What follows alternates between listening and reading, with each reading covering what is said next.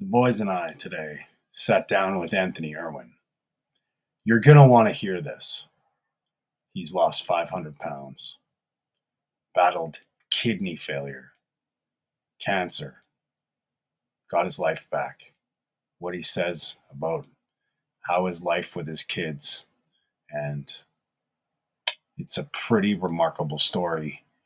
I hope you hang around till the end. The Meat of the Matter presents Anthony Irwin.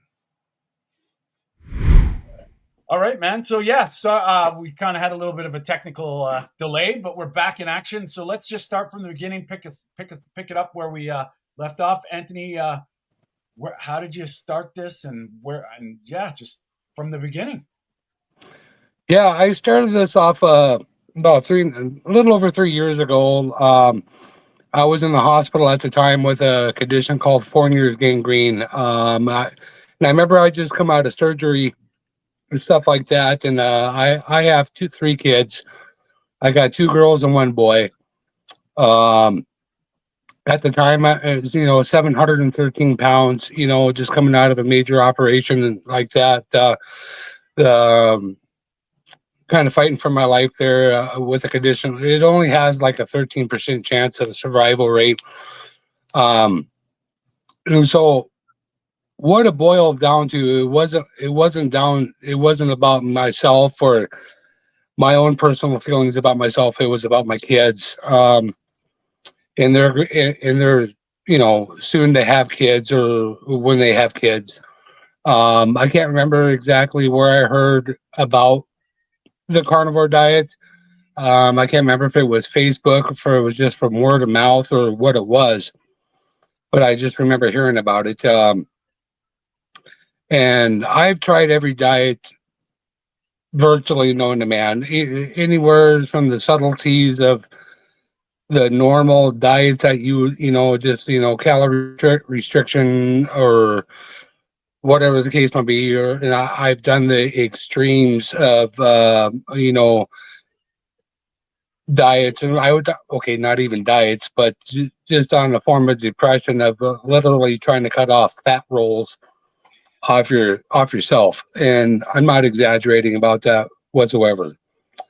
Um, the whole reasoning of doing the carnivore diet, like I said, it wasn't for myself, or it was merely for my kids, because I remember my kids, growing up. My parents are both gone, um and the mothers of my kids, or their parents, are all gone too, so they never really had grandparents, and so that's really affected them a lot. And I seen how depressed they were, for not knowing who they were or have anything like that, like a normal kid has in their life. And I thought it was really selfish of me to not try, because I was putting that same juju or whatever on my kid, on their kids. They would never know who I was. And so what I've done, and what I am doing is, initially it was just for them, so they wouldn't have to feel that kind of stuff. When I first started this, it was full bore, what they would call a lion's diet now. It was nothing but beef, steak, water. Um, that's it. There was nothing more. Um, how I started this diet, on my on my Facebook page. Um, I have a guide up there that describes on how to start this diet, and that's exactly how I started doing this stuff. Um, Later on down the road, it kind of got a little bit more relaxed, but not really. Um, but that was the very initial part on how it started. Yeah, with the carnivore. Wow. What was the starting weight, if you don't mind me asking? 713 pounds. And just quickly, how where are you at now? I am 1 pound shy from my goal of 200 pounds. That is fucking amazing. You know, Yeah. like truly. So you started Lion Diet. We'll call it Lion Diet for lack of better words, but you just started eating meat and fat, basically steak, red meat. Yeah, that's 100% it. I cut everything out. It was just see. I picked three meat products. I picked the steak, um, beef steak. What was the other one? I can't remember, but there was three meats that I chose. Oh, beef, steak, and eggs, and water is what I had, and I had that for the longest time.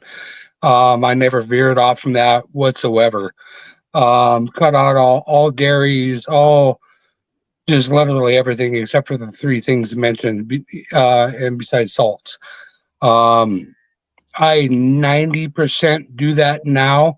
Right now, I'm a little bit more relaxed when it comes to things, but not really. I don't like to veer off from a lot of different things. If I do, it's very minuscule, if you will. I make very minor adjustments because at times when you make adjustments to this kind of stuff, it takes your body like sometimes 3 days to react to whatever you're doing. So I take a lot of time to figure out how my body reacts to certain things and what it doesn't react to. No, no kidding. What was the first thing that you started noticing, and how fast? What was the first things that I started noticing? When like Well, when you well, decided to do this? well, at that point in time, when you're that big, I'm just going to be real with you.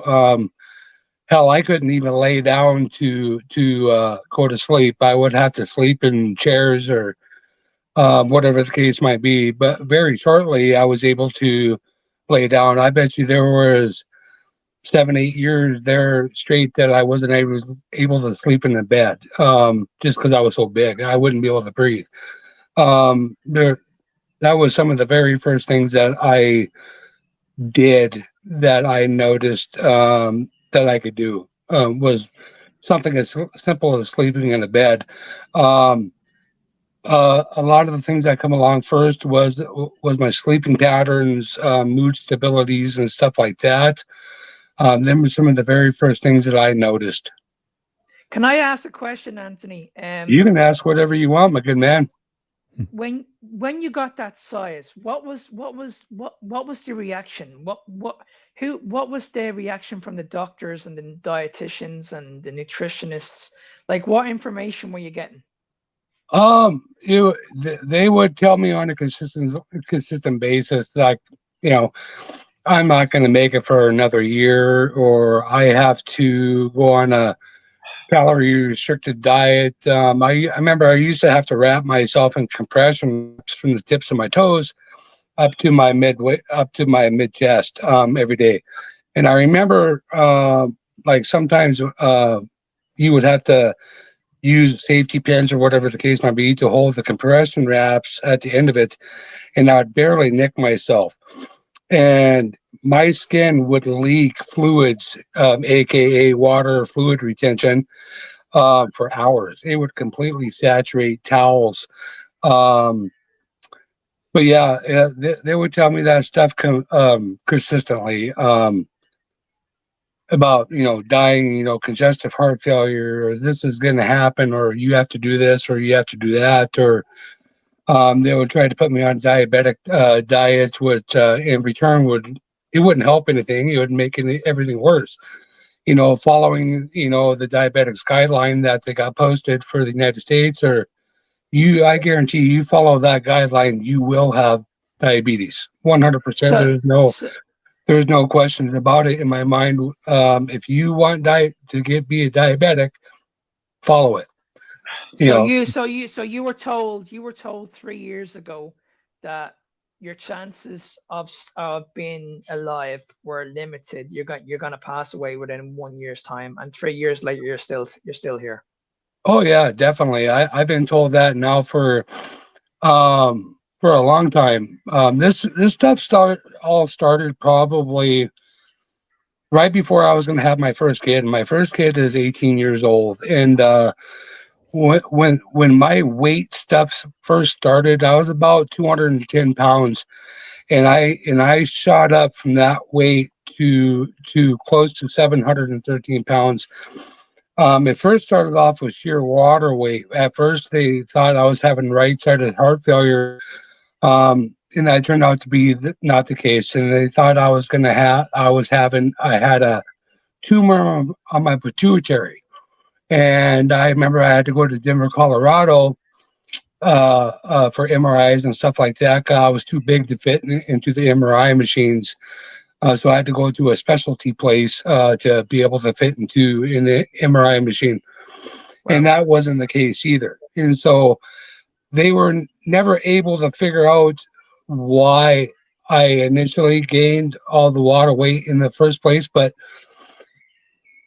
when you gain that much water weight and you're not able to be mobile in the type of work that I did before, I was in the oil field, and it's a very high functioning job. And so when you have a high functioning job and you're eating the same amount of calories and carbohydrates as I did, of course, you're going to gain weight. And that's virtually what happened. And then it turned from that into fat and all that kind of good stuff. And, you know, I was never able to lose the weight. And, I was that big, and they were telling me, hey, dude, you need to lose this, you need to do that, or let's do bariatric surgery. And with that, I could never see the point of doing bariatric surgery if I could never find the reason why the weight was gained at the time. Well, I could understand why the weight was gained, but not the water weight. You know what I'm saying? And so I never did that for the longest time. And yeah, but they've told me all sorts of different things. You're going to die, and you got to do this. And I've been told everything underneath the sun about the do's and the don'ts. So Well, I was wondering, meanwhile, do you have an idea where the water weight was coming from? no, I honestly think right now I see rheumatology.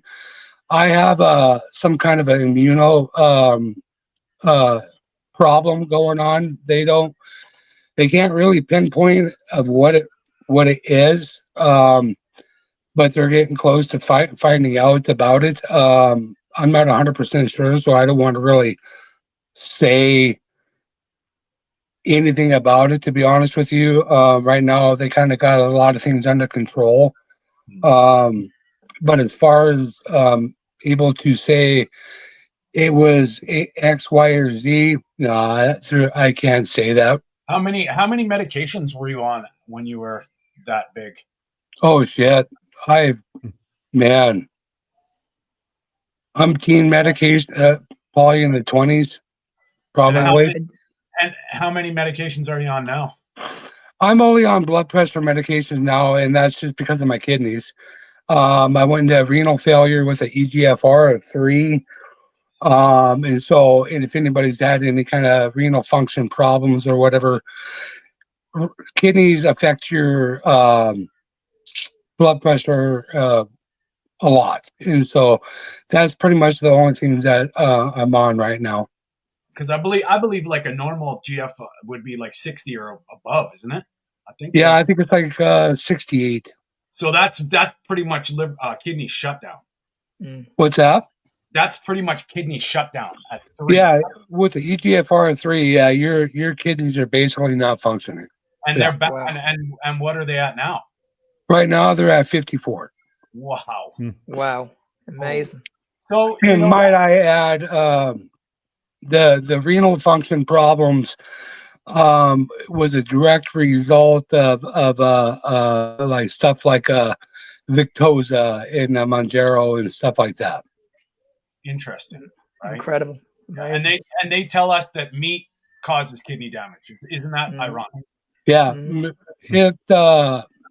The carnivore diet has greatly improved my kidney function. So whoever says that, they're just full of shit, and they can just shut the hell up because they don't know what they're talking about. Yeah, and this was the reason why I was so eager at getting you on as many podcasts as possible, Anthony. I've spoken to a few people. I actually spoke to Dr. Kiltz yesterday, and I said to him, like, listen, you need to get this guy on your podcast, because I believe you are going to change a lot of people's opinion, because a lot of people at the moment are really, really struggling, and they're nowhere near the condition that you were in. but these people are struggling with their weight, and they're like, okay, where do I go from here? And this is why we have this big, massive surge of GLP-1s at the moment. And when we see how bad the health system is, I'm really hoping people actually look at this video and listen to your story, because I would encourage people to look at this guy's picture. This guy was huge. And I resonate a lot with what you say, Anthony, even though I wasn't the same size as you. But I remember when I was obese, I was in a lot of pain. I was in a lot of emotional pain, and nobody could actually see it. I could only imagine the amount of pain that you were in. Anthony, did you get any what did people say when you did you tell anybody that you were eating this way? What was the reaction when people found out what you were doing? No, I never told anybody when I started this. Matter of fact, the only people that knew that I was starting this time was my son's mother. She was in the hospital with me, and it was kind of one of the things where, you know, I'm kind of a stubborn asshole when it comes to things, and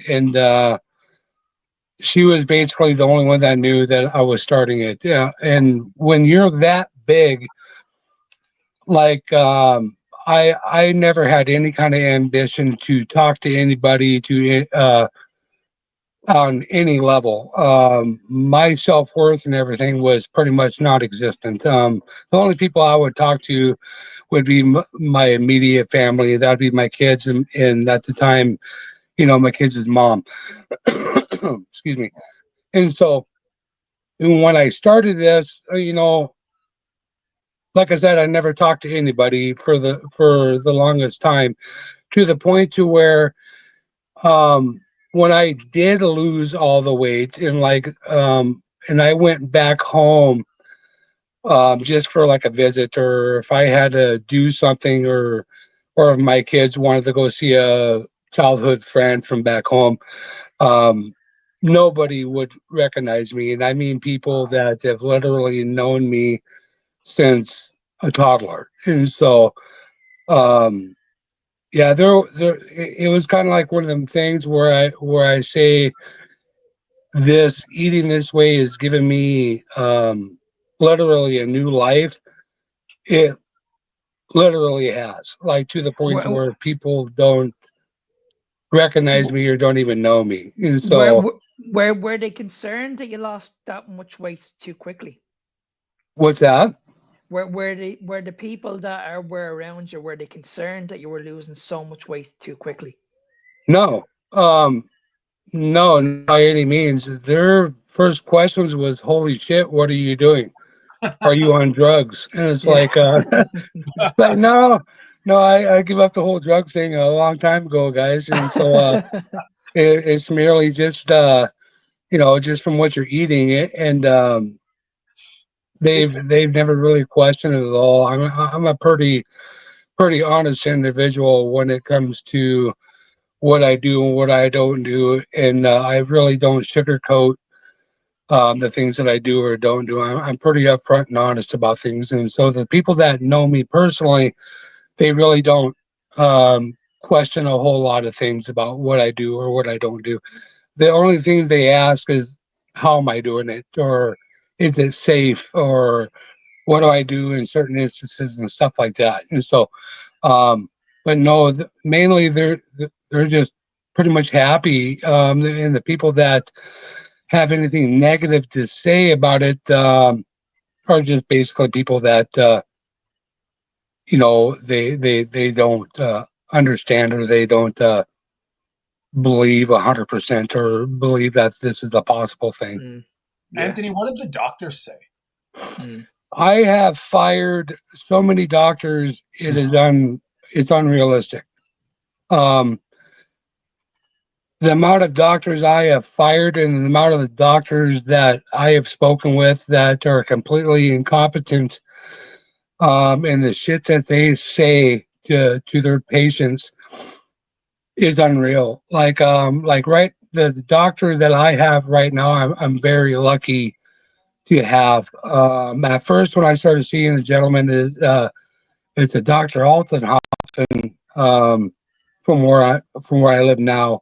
At first, he was very apprehensive of understanding of what I'm doing and whatnot, but he's on more on the lines of results or everything, and so he cannot dispute the stuff that I have achieved and the stuff that I have done that isn't supposed to happen. Period. Um, and so now he's kind of on the lines of like, right on, keep going, doing what you're doing. Whatever you're doing is just doing it. And now, when I go in and with visits with him, he asks me questions about certain things or what I'm doing. So the majority of the doctors that I see, and I've seen a lot of doctors from all different professions. They're just clueless, and in my point of view, but you really can't blame them totally 100% because this is what they're taught in school. They're not taught anything differently. They're taught to prescribe the medication for a certain thing. They're not prescribed for, they're not taught these things that we're doing, eating wise. They're just taught this prescription's here for this, and there you go. So I really don't hold it against them too much. I just look at it as a lack of education to myself.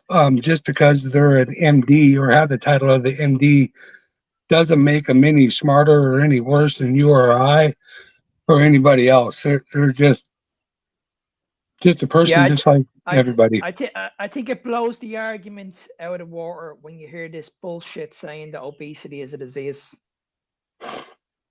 What's that? I said it blows the argument out of water when you constantly hear these doctors say that your obesity is a disease. No, it's not. Obesity is not a disease. It's an acquired thing. It's a learned thing. Just like anything else, like, when you eat stuff like that, you don't get fat overnight. You don't get unhealthy overnight. It's not a disease. It's a choice.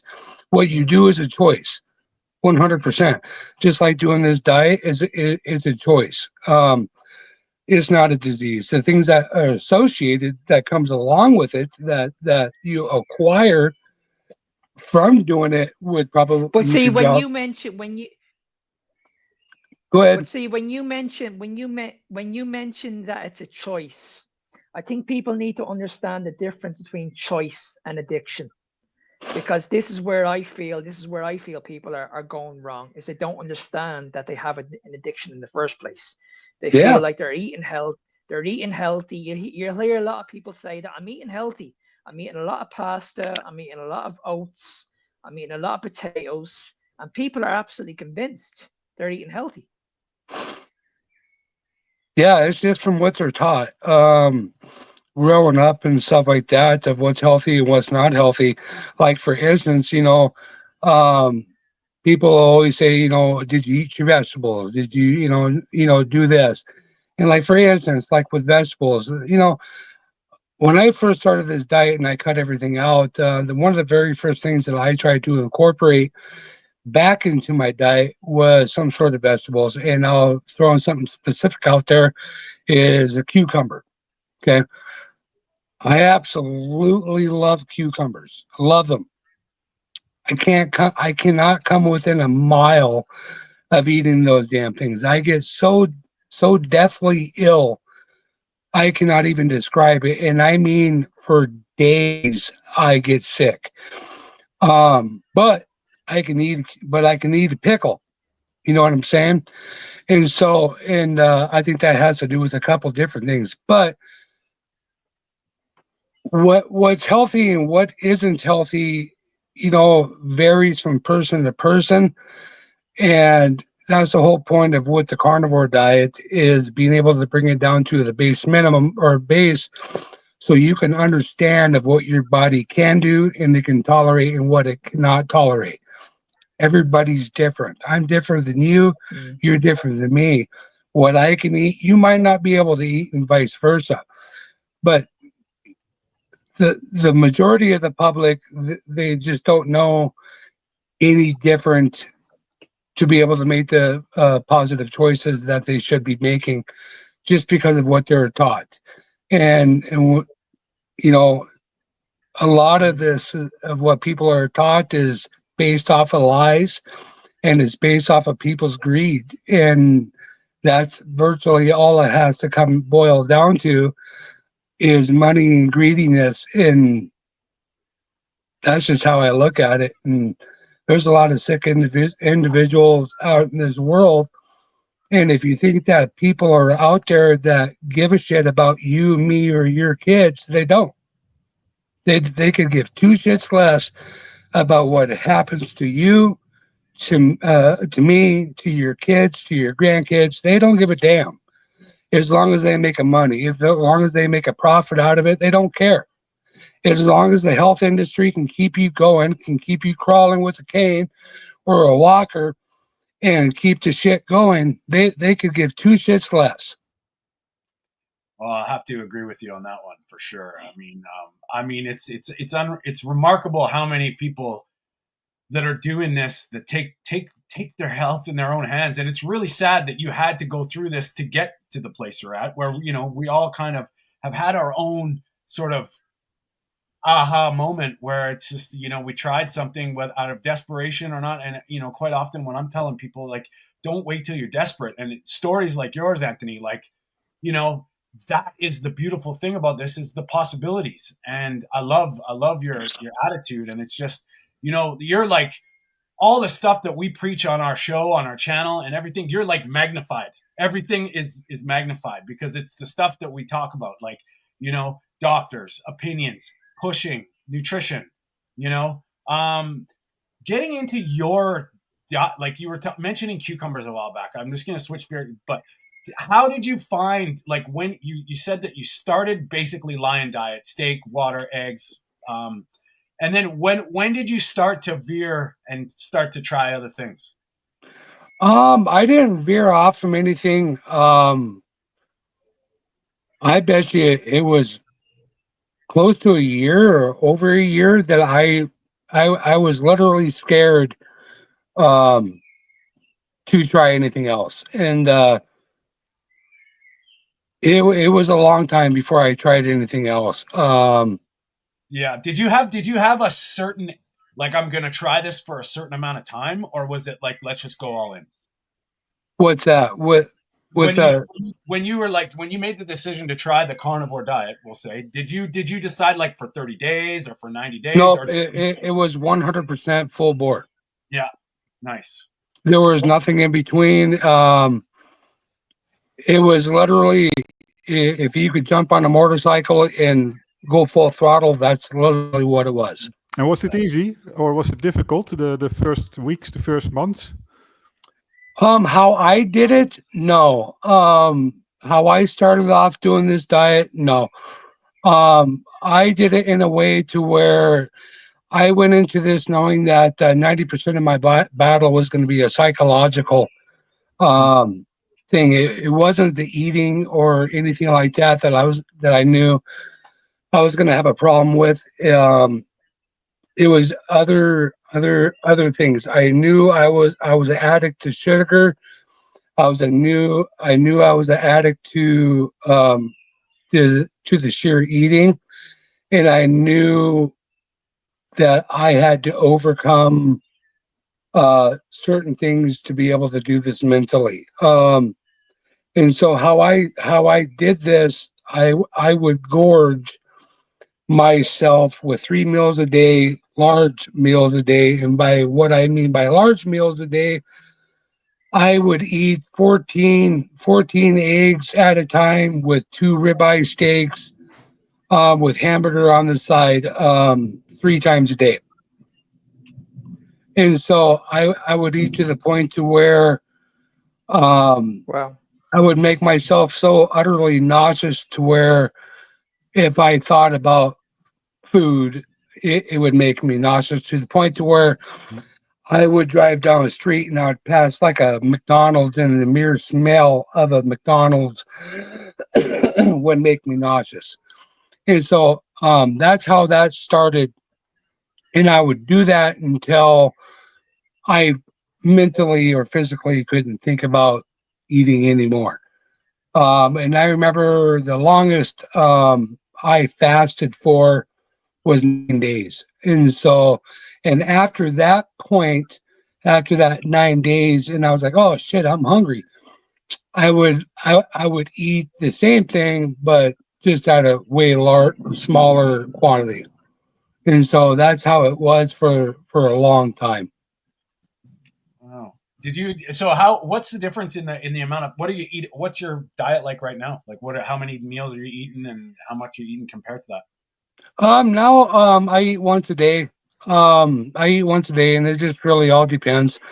It depends on what I'm trying to do with my diet or whatnot. Like I said, I'm 1 pound off from my goal weight of 200 pounds from 713, and so I'm trying to right now.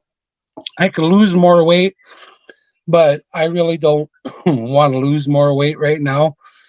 And so I'm kind of, excuse me,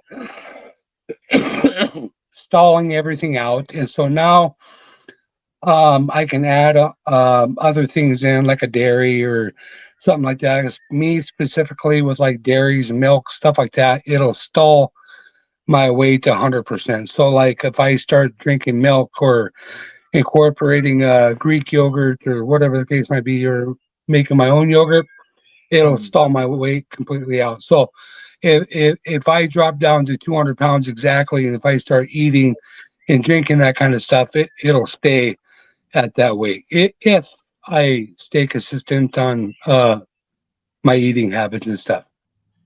That's amazing. That's right on. But Yeah, that's it's mainly OMAD, and I don't allow myself to eat past a certain time and stuff like that. So so yeah, you're basically eating intuitively. excuse me. You're eating intuitively. You're just eating. You're not really writing any. You don't have any plans. You're just eating to what you feel. No, I stick to one meal a day. Yeah. If I don't eat that day, I'm fasting, and Okay. usually when I fast, and it's for a few days at a time.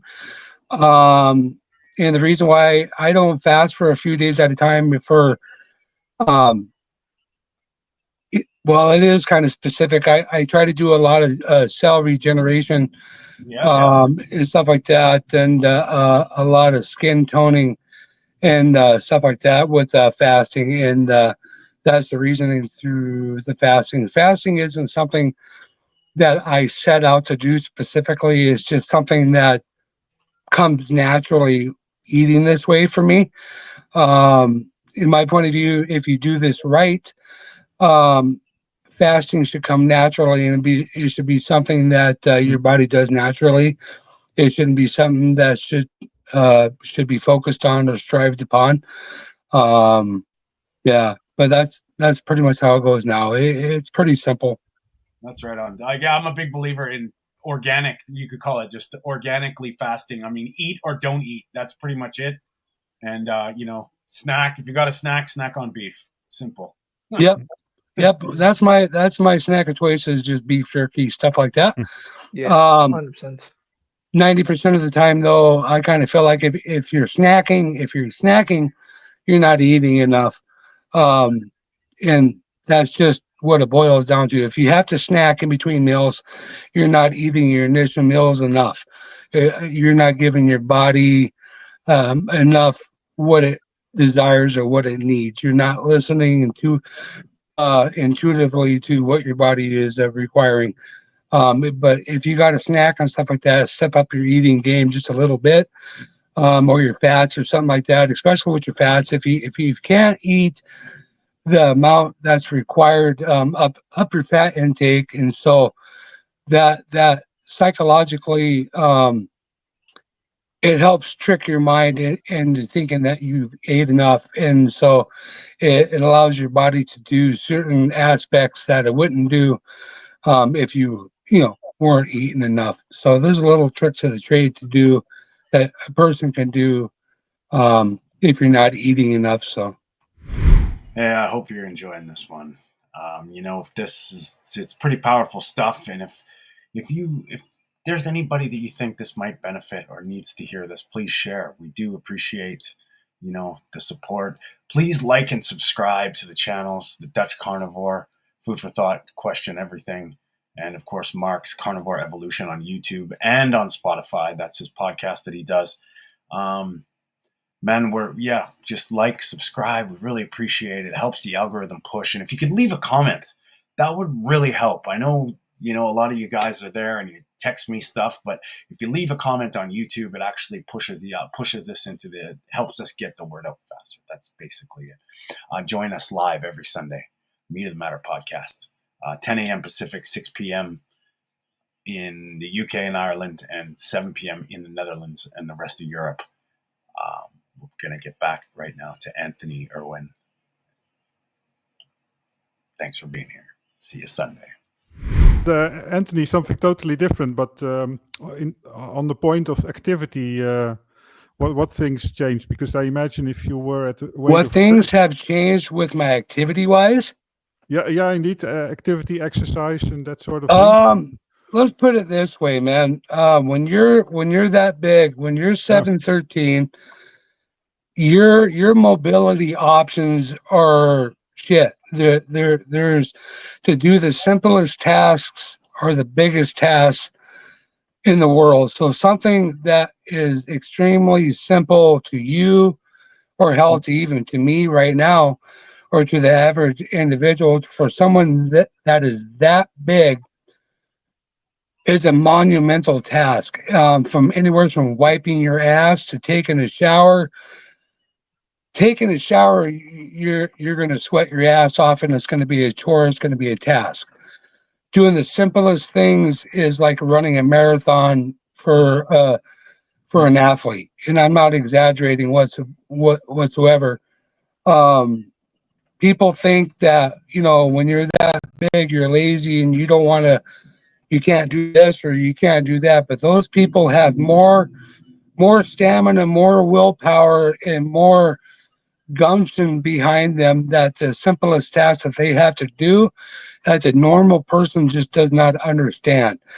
And so when I first started doing this diet, anybody that tried to tell me anything about what to do or what not to do, they could just kiss my ass, because they have zero clue of what it takes or what it is taking energy wise to be able to accomplish and to be able to do the simplest tasks. They don't have the foggiest idea on what it takes. Anthony, what was the first time? Because I imagine now at 200 pounds, you are sort of back to normal. But what was the first time that you thought, like, yes, now I have normal mobility again? Well, to be quite honest with you, I'm gonna lay it down frank with you, and I'm gonna be completely honest with you. Right now, I'm 201 pounds from 713. I still mentally, I don't look at myself as 201 pounds. Like I see the numbers. I went from a size 70 pants. Okay, right now I'm in a size 32. I see the numbers. I see everything. But when I look into a mirror or when I look down at myself, I still see 713 pounds. And that's just something I'm going to have to get over with in time. But the littlest things in the world that people take for granted is moving your feet, being able to touch your toes, being able to put your pants on, being able to cross your legs. Some of the stupidest things that I have literally sat down and bawled about being able to do again. Tying your shoes. People take tying your shoes for granted. Or imagine not being able to itch your ass for 5 years, or it's a lot of depression comes along with it. A lot of things that people don't like to admit when you're that big, or it's a different world that people just don't understand, or just they'll never get unless you've been there. You know what I'm saying? Yeah. Quite often I say, when you feel it, you know it. And I think that is, you are like a living example of that in an absolute situation, man. And not only is that, like, man, my heart's like crazy, man. I'm like, all the stuff that you must have been going through, I can't even imagine it. And I got to tell you, I'm proud of you, and it's such an amazing inspiration to hear. Especially when we're always inundated with these broken things, the medical system, the doctors telling you that it's impossible. There's nothing you can do. Your genetics, your this, that, and man, that's what I'm so happy that you're here sharing this with us, because a lot of people out there need to hear this.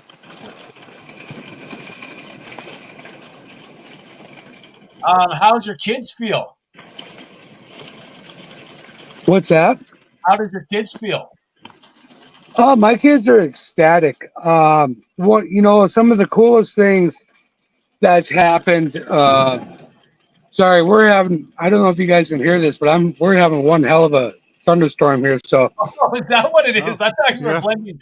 yeah, we're having one hell of a thunderstorm. And so, wow. my youngest kid is 10 years old, my son, and he's 100% carnivore now. Oh, wild. And so my son, I'm going to be honest with you, is even more of a fanatic than I am. Like, it's the coolest thing in the world to see that with that. But all my kids are pretty ecstatic about it. But my son is 10 years old and he's 100% carnivore. Yeah, that's the coolest thing about it. And I guess if he's 100% carnivore, that's his choice, and he's all in, eh? Yep, 100% his choice. At first, he was really, really apprehensive about doing it, but I would take him to the store all the time, and I would let him pick out his own stuff, and I would let him try my stuff. And there, after a while, he would literally ask for it. He still asks for it, even when I'm like, "Hey, man, you want some spaghetti or something just for a treat?" Because he's 10 years old. And so, and he'll tell me no. He's like, "No, Dad, how about a ribeye?" And it's like, okay. And he's dead ass serious too. And the coolest thing about it is, when we would go down through the stores, and you'd walk through things, and his eyes would wander to everything except for meat and stuff. But now he could get two shits less about any of that stuff, and it's the coolest thing in the world. Coolest thing in the world. Yeah, wow, what a story. I've seen it, like, with kids. They gravitate toward meat, and I've seen parents just say, "Oh, like, sorry, he's eating your steak." It's like, it's because he wants to, or they want to, and it's we've all been there. Eat your vegetables; they're good for you. And I don't know, is that really necessary? And it's neat when kids kind of gravitate, because I'm on the belief that a proper human diet is a proper human diet. It holds no age, and obviously we got to let the kids live a little bit. And you're taking treats away and all that stuff. You don't want to be like that, but it's still nutrition, and it's still proper food, and it all makes sense if we let the instincts take over, as opposed to the coolest thing that I can say too, like I said, I've been doing this for over 3 years. And even if I do decide, for instance, like if I was like to say, I'm going to have me just a tiny bit of ice cream, right? Mm-hmm. Like just normal ice cream. I can consciously have that now and know that it's not going to affect me like it would in the beginning, just because my body is so acclimated into being a carnivore that it's not going to make a difference. And so even like with my son, he's 10, and even if he was like to go to the store and be like, "Hey, Dad, can I have an ice cream bar or whatever," it's not going to affect him in a negative way, to where I can confidently let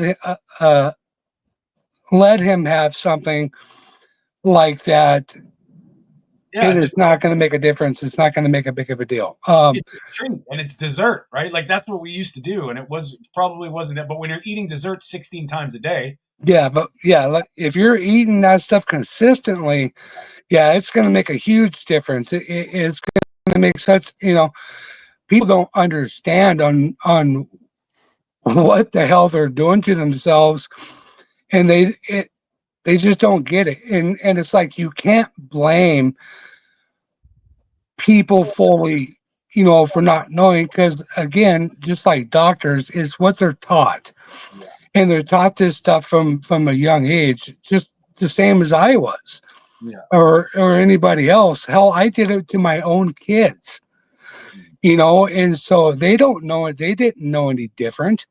yeah, They knew what was taught to them, and they're taught by, the people that are closest to them, me, or whoever the case might be, because I didn't know any different. yeah, And so now that I know differently, and I know the right things, and I know the right things to do, and the wrong things to do, I'm able to teach them in a positive way, in a positive sense, to where, like the old saying goes, you can't have your cake and eat it too, but you kind of can. you kind of can, yeah, as long as you eat a little cake. Yeah, just you got to use a little bit of common sense, man. And 95% of this diet is common sense. Yeah, Yeah. Yeah. I agree. And you know what's great, Anthony, too, is that you've just said it like it's kind of like what I did too, and I'm pretty sure Peter and Mark were the same way. Unfortunately, we lost Mark a little bit. I think he's got some Irish connection problems, but it takes work to get stuck into this. You get stuck in, you commit, and it takes work. And the problem is with a lot of people is they think that they focus on what I'm going to be missing out on. And I think in your case, you can be fully 100% vouching for this. Getting your life back matters more than the treats that you're eating. And I Yeah, think we focus on the fear of what we're going to be missing out on as opposed to focusing on what's going to happen. And now I'm the same way. I can have ice cream once in a while. It does nothing to me. But I Yeah. couldn't when I started this. I think this is also a nice example of what you hear a lot, that people on the carnivore diet get more control over their addictions. So after a long time or 1 year or so, you can eat a piece of cake, for example, or you can control your addiction. You don't try to reach back to cigarettes if you were a smoker in the past, and that sort of things. And I noticed it myself as well, and I stopped with coffee, for example, and smoking doesn't attract me anymore, and that sort of thing. So do you have other things like that as well, Anthony, or do I what? did you have other addictions in the past as well? Or Well, I'm gonna be honest with you, man. In my younger years and stuff like that, prior to me having kids, I was a drug addict too. Like I think I've done every drug known to man. Well, not known to man, but pretty damn close. I've kicked every habit that I have. The only habit that I have right now currently is smoking, and that's the last Hey, thing that I have to hurdle. And mentally, right now, I don't think I'm just mentally ready to tackle that one yet. Hmm. But that's next on the list, is to quit smoking. Um, but yeah, I've had many things addiction wise that I've quit, and eating, you know, and sugars and stuff like that, to me, would be the biggest ones that I have kicked. Um, if someone says to you that eating and sugar cannot be an addiction, they're full of shit. yeah. Look at 90% of people that walk on this earth, and you can't tell me that they're not addicted to food and to sweets and stuff like that. Because Yeah, it's well, we just, you know uh, we all know this, and it's amazing when you hear people on social media defending it like it's oh, you're just weak. Like shut up. You know what? Like really. And it's tough because we try and play politics all the time and be nice, but I'm almost to the point where I'm not being nice anymore because that's actually harming people. mm, When we're trying to eat meat, I don't push my thing on anybody.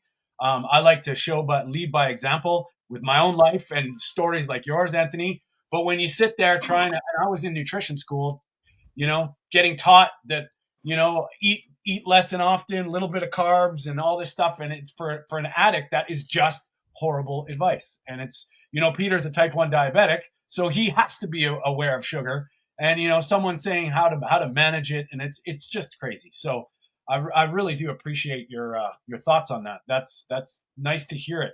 And, as far as what you've done, man, you're taking step by step, you're getting back to being human, which is great. So, that's it's taken a long time. Like I've done a lot of stuff that honestly isn't supposed to happen. Like for instance, I was diagnosed in protein positive with multiple myeloma, and like for instance, that's not there anymore. But I still see cancer doctors just to keep up and to make sure that things are up to snuff and not coming back or whatever the case might be. With renal failure, that's not supposed to happen. Like I had an A1C of 17. Now it's pretty much at a 4.8 now. wow. And so Shit.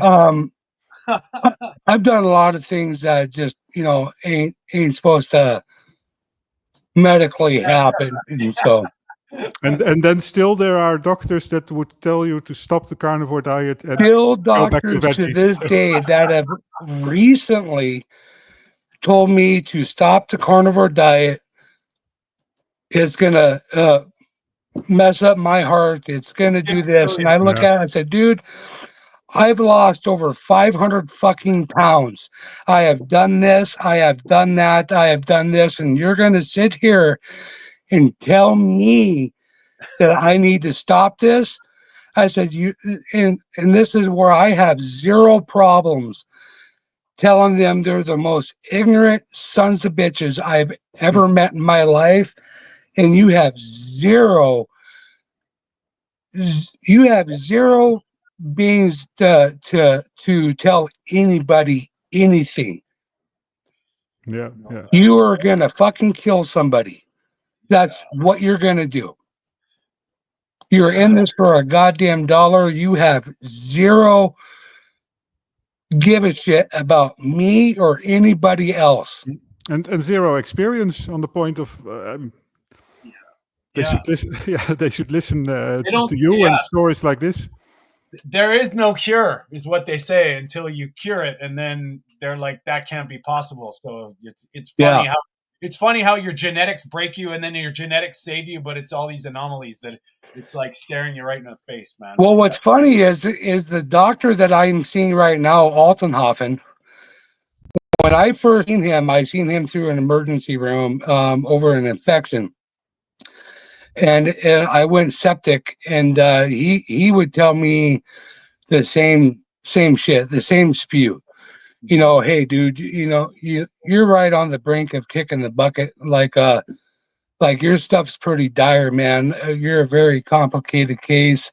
If something doesn't happen soon, this is the ultimate outcome. And so I remember he went from an ER physician and he quit being an ER physician, and he went to just a family practice. And I have fired every doctor in that facility except for him, because he just went to a family practice. And I was like, shit, I might as well just try it. And so when I first started seeing him, I was dropping weight so fast.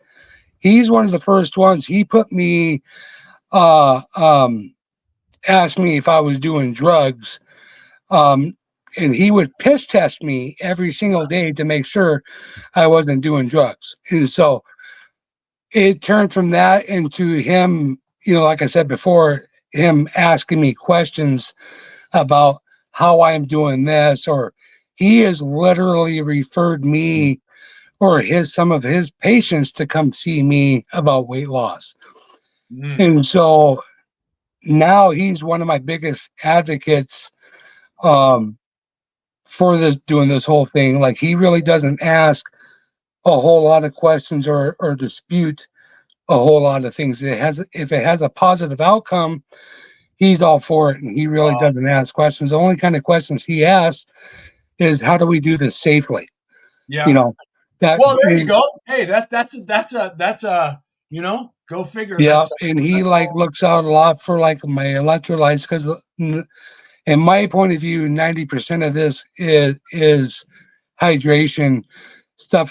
That's the only negative thing that I can say about the carnivore diet. You really got to pay attention to your hydration, because you could really fuck yourself up really bad when it comes to this if you do not. And have you found that over your journey, like over the last 3 years, that your electrolytes have changed? Like you've been managing it? Yeah. Yeah. Like I have ended up in the hospital a few different times just because of over mismanagement of hydration. That is something that I feel that is very, very, very important when it comes to eating this diet, because when you first start eating this diet, you're restricting yourself so much, and you're drawing so much fluids and nutrients that you have to replenish a lot. And if you don't, you're really going to mess yourself up. And so as long as you keep that stuff up, you should be golden 100%. Yeah. I mean, that's well, I think that's also a general issue with sudden weight loss, right? If you lose a lot of weight, you have to be careful with hydration and nutrients, and you will also be losing a lot of toxins probably stored in the fats. That's well, this is the coolest thing that I have learned through losing weight. Your fat cells, you don't lose fat cells at all. They just shrink. The fat cells that you have are always there. You don't accumulate, you don't lose. You have the same amount of fat cells as you always did. They just get bigger or smaller. And your fat cells are kind of like a time capsule. And so what you eat throughout the years, your fat cell stores. And so when you're losing weight and all that kind of stuff, your body, the reason why, in my point of view, your body goes through so much stuff is because of that reason, because your fat cells stores so much information from what you eat, and it releases things at a delayed reaction. And so when you're releasing that stuff out of your body, it's kind of like a time capsule. You know what I'm saying? So when you're drinking fluids, and that's the biggest thing about using salts and stuff like that, so your cell membranes are able to incorporate the waters and be able to exchange that data in and out of your cells, so it's able to exchange out of there, so it's able to release that stuff out of your body appropriately.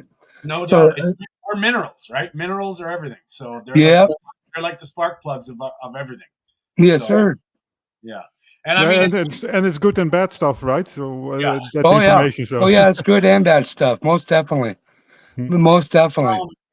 Anthony, what advice do you have? Somebody, just say, for instance, they're overweight, obese, thinking about their health. They don't know what to do. They're getting maybe slapped around by the doctor's opinions, getting told, scared. What do you say to them? The biggest thing I can say to somebody that was in my position or close, or hell, even just wants to be more healthy or lose a little bit of weight, it doesn't matter the amount of weight that you want to lose. I don't care if it's 20 pounds, 50 pounds, 500 pounds, whatever amount of weight that you want to lose, it's 100% obtainable. And it's not,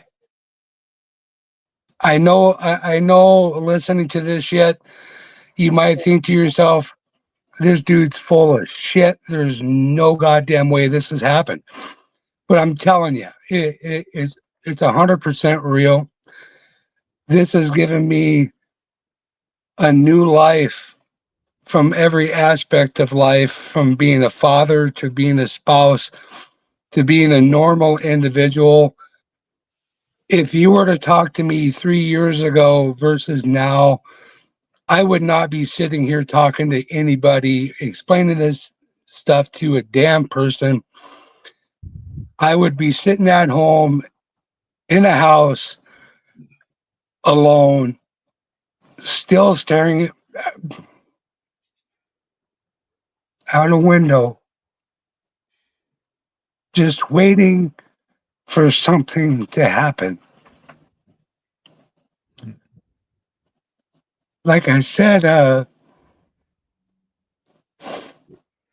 always looked at myself as a burden to people who are not worthy for people's love or for people to give a shit about. But I found out from doing this stuff that people care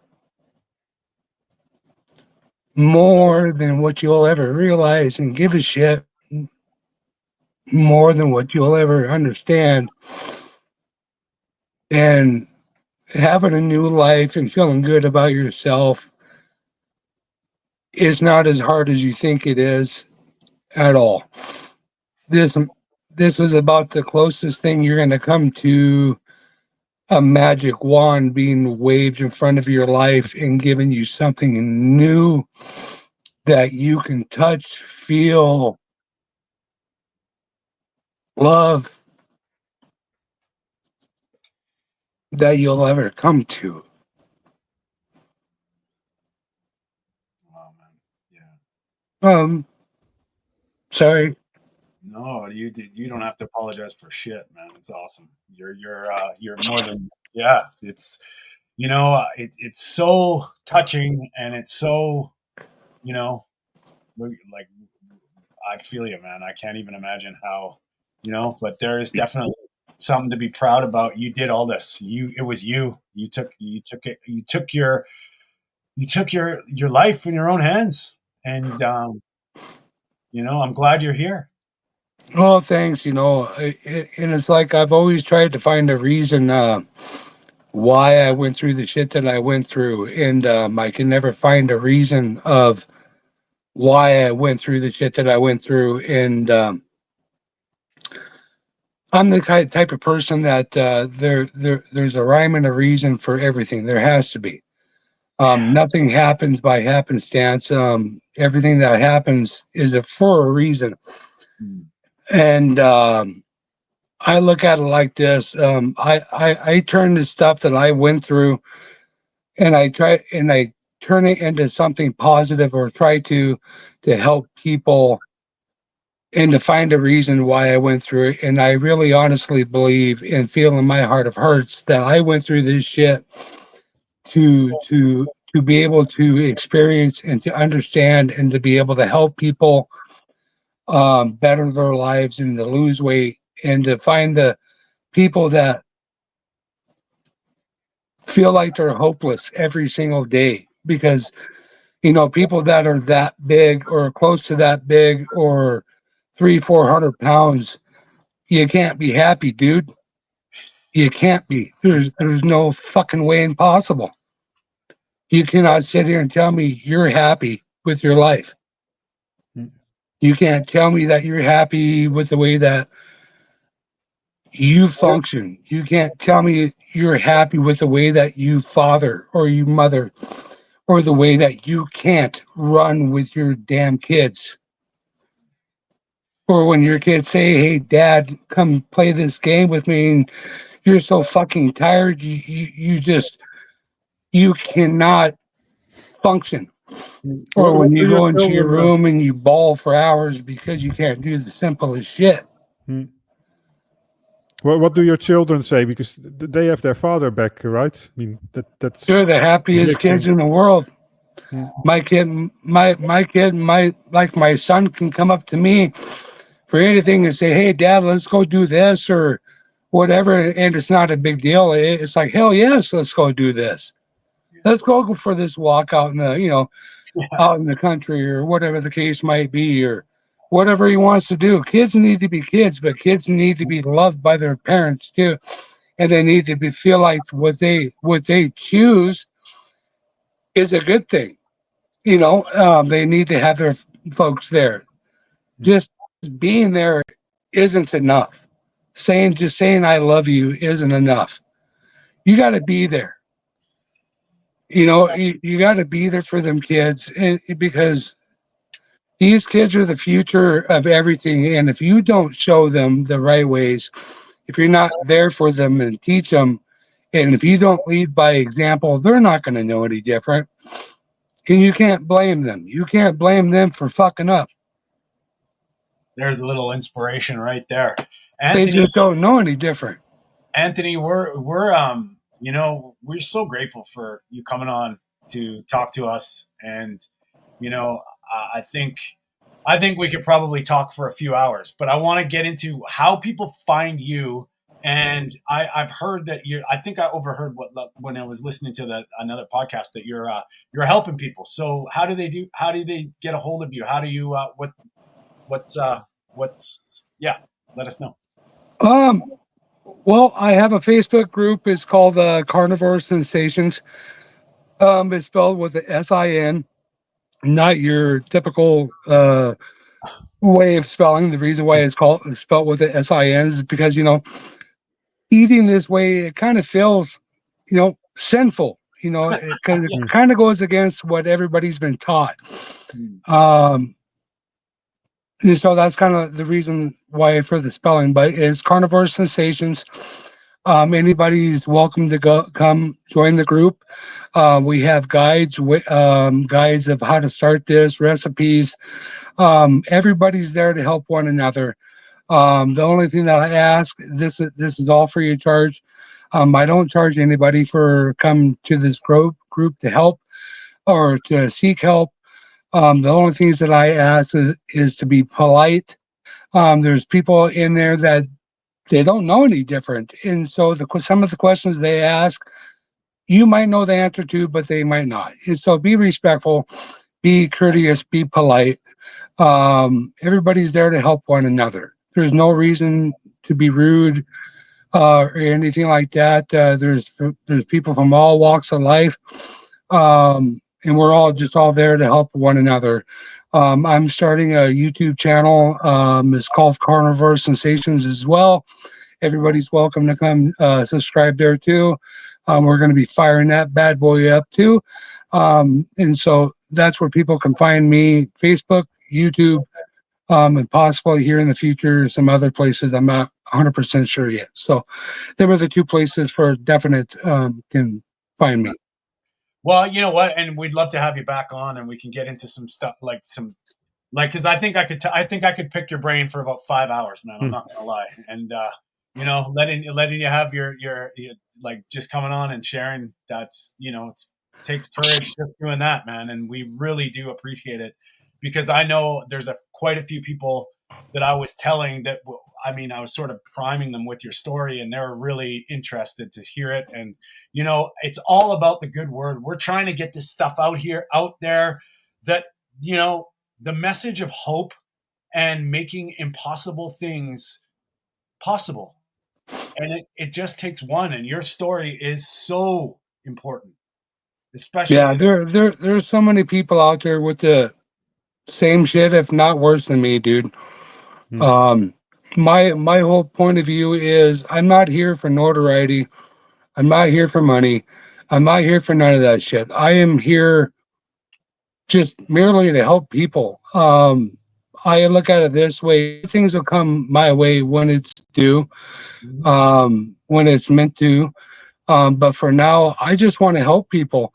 That's all. Seeing people smile and hearing what this stuff does for people, the positive things, the marriages it's saved, the families, the relationships, father and daughters and stuff. That's what it's for me. Like, to be able to give people to see that I know that I've helped people give their life back. To see Spoken, them smile again, to, you know, that's what it's about. And if people can't be honest about things without trying to incorporate money or any of that kind of stuff, I don't want nothing to do with them. And I have zero problems being a complete utter asshole to somebody just over those instances. And that's kind of the reason why I've never really listened to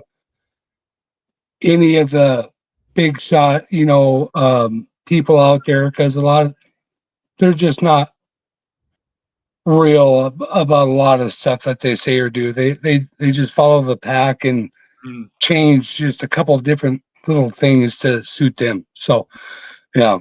spoken like a true human, my friend. That was yeah, very nice. Okay, guys. Well, Anthony, I want to say everybody check out his Facebook channel. I know I've subscribed to it. I think just before this, I was checking it out, Carnivore Sinsations. And yeah, well, when you get your YouTube channel up, we got you. We'll be all there for sure.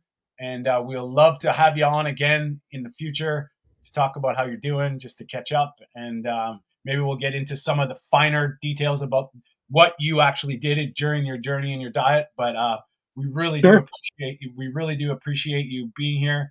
Mark, I know he's got some feisty Irish connections of the internet, but I know how much he was looking forward to this, so I know he'll be watching it. Yeah, And you can't blame that place. So he's Irish. yeah, that's right. And Peter, any last words, buddy? No, I'm just amazed about this story. I mean, I heard a little bit on the podcast, on another podcast, but I mean, it's hearing it again. Yeah. It's just impressive.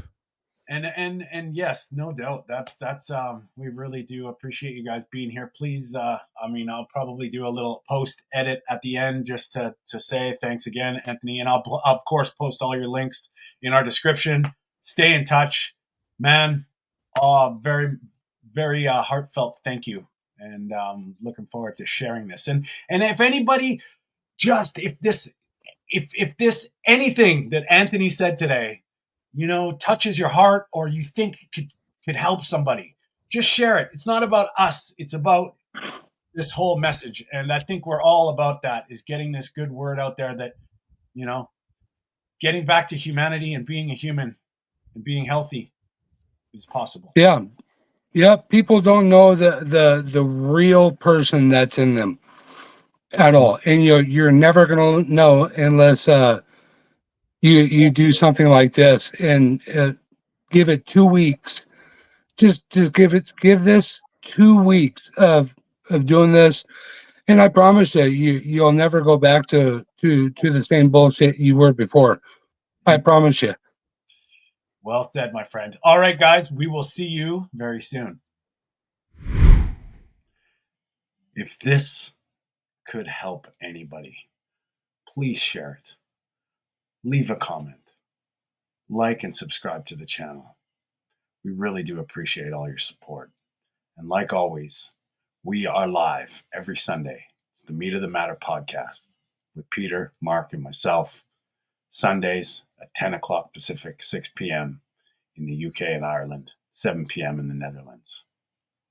See you there.